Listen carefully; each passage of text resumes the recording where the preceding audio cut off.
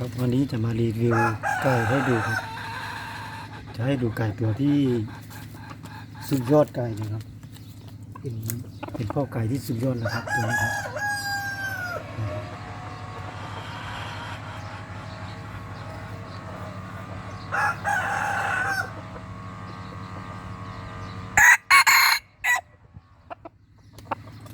ตัวนี้ครับราคาอยู่ที่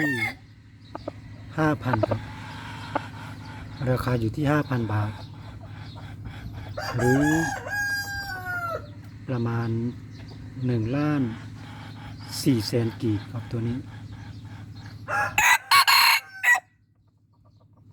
นี่ครับให้ดูใกล้ๆครับ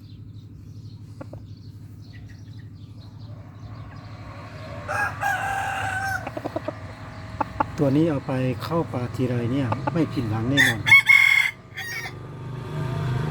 ถ้าใครได้เป็นเจ้าของไม่ผิดหวังแน่นอนครับ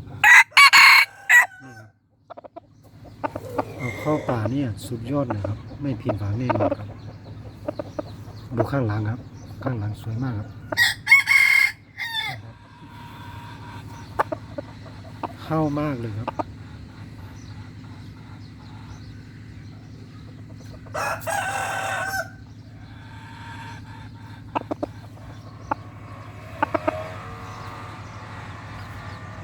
ตัวนี้ครับสุดยอดไก่นะครับ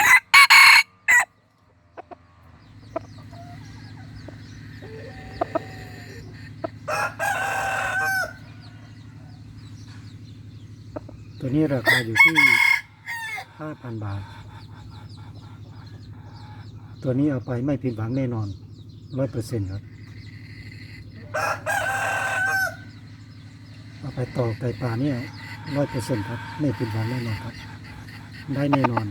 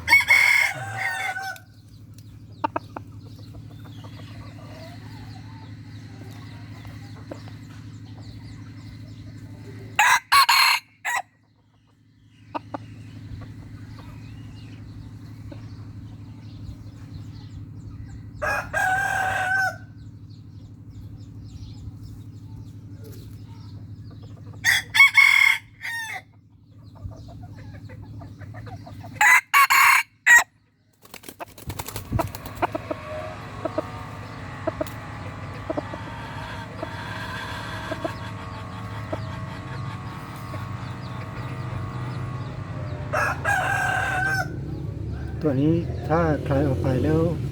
ไม่ได้ดั่งใจคืนเงินแน่นอนครับคืนเงินให้ตัวนี้ถือว่า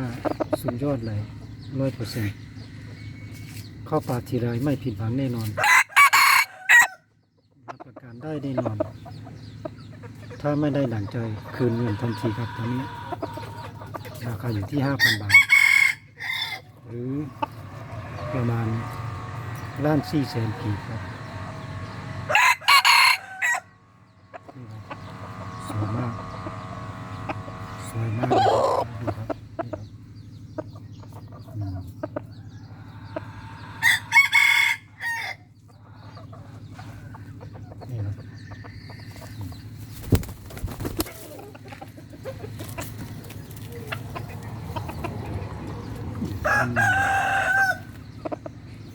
สวยสดงดงามครับสวยสดงดงามก็แค่นี้ครับ